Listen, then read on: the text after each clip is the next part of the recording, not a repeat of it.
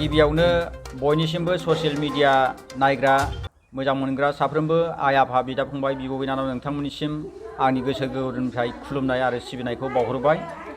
तो मानि थाखाय आङो दिनै प्रेस मिट लानो गोनां जादों बेखौनो आङो फोसावनो लादों जे मानगोनां साफ्रोमबो हारिमुखौ मोजां मोनग्रा हारिमुखौ अनसायग्रा साफ्रोमबो रायजो राजा नोंथांमोन बे बोहैथि बोसोरनि देग्लायनि 2023 इंराजि मायथाइनि फैगौ नभेम्बर दाननि 20, 21 आरो 22 बे खालाराव जों चिरां जिल्लानि सिङाव थानाय सानथिफुर माइ बाजार बे सानथिफुर बाजाराव जोङो बर'नि गिबि खेब बर' हारिमुखौ अनसायग्रा बर' हारिमु दिन्थिफुंग्रा बर'नि थियाटार सोरां मन्जु थियाटार बेखौ जोङो लाबोनो थाखाय सानथिफुर हालामनि हारिमुखौ अनसायग्रा आफाद हिसाबै जोङो देग्लाय बिथांमोनखौ अनसायदों।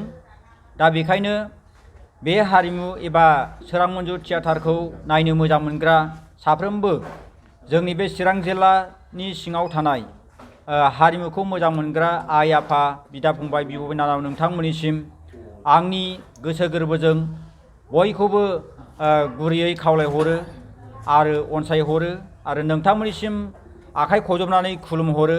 बिथांमोनहा दिनै बर'नि गेजेराव 50 बोसोर बर'नि गिबि खेब सोरां मन्जु थियाटार हिसाबै बिथांमोनहा दिनैसिम आवगायनानै दं।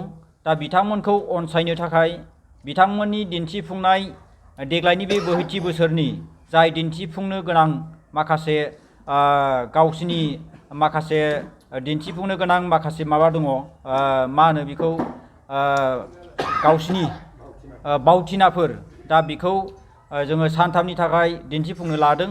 दा बे सानथामनि थाखाय दिन्थिफुंनो लानायाव जोङो एसेब्लाबो बिथांमोनखौ अनसुंथाइ हरनो थाखाय बिथांमोननि खावलायनाय बायदियै जोङो सानथिफुर हालामारि हिसाबै जोङो सिजेन टिकेट हिसाबै जोङो बयनोबो एसेब्लाबो जोङो हरनो लादों आरो लोगोसेनो बयखौबो बेवहाय जाथि हारि धोरोम राव फाराग गैयाजासिनो बयखौबो बे हारिमुखौ जोंनि बर' हारिमुखौ अनसायग्रा मोजां मोनग्रा साफ्रोमबो नोंथांमोनखौ आं आखाइ खबजबनानै खुलुमनानै खावलायहरो।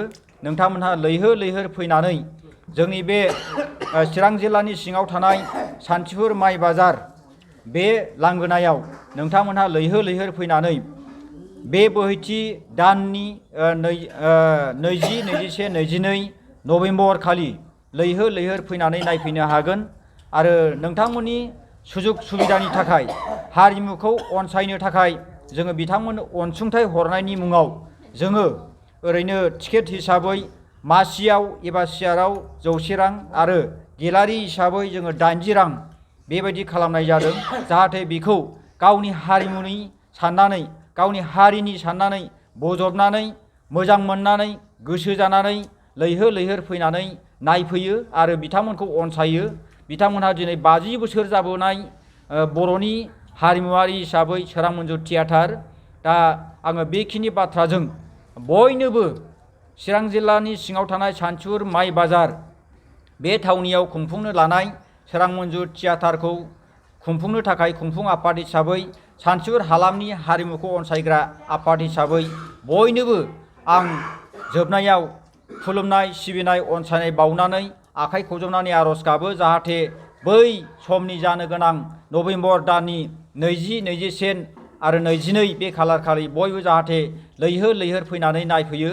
बेजों लोगोसेनो आं मिथिहोनो गोसो जादों बेवहाय खालिल'नो जागोन बिथांमोननि दिन्थिफुंनाय सोरां मन्जु थियाटार बेवहाय खुनु जेबो थानाय नङा गेलेमु आयदा थानाय नङा। जोङो हारिमु हिसाबै जोङो बे थियाटार बेखौल' जोङो दिन्थिफुंनो थाखाय आखायाव लादों।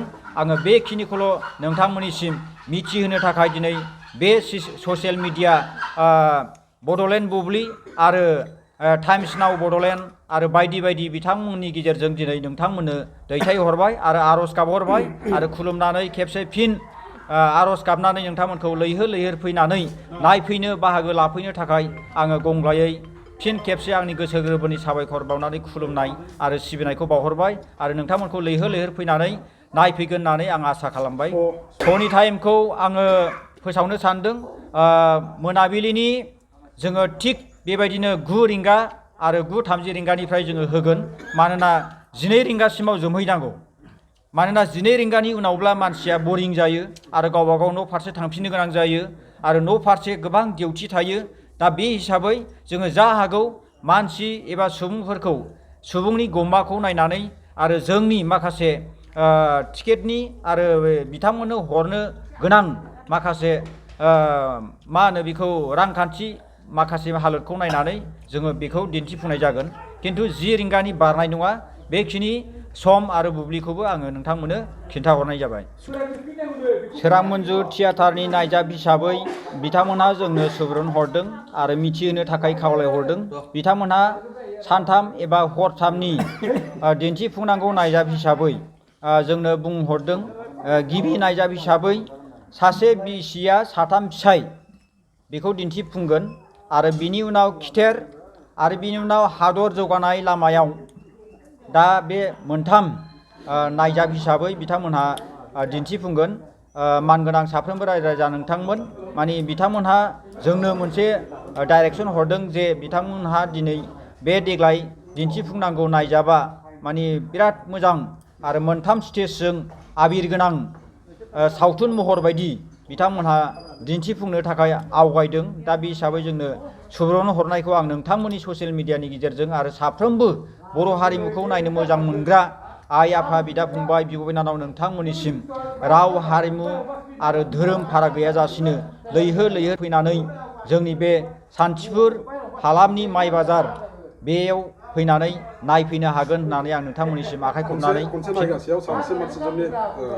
जोङो ओरैनो बिथांमोननो हरनांगौनि बिनिमयाव जोंहा खमैनो 500 सुबुं जोंनो नांगौ।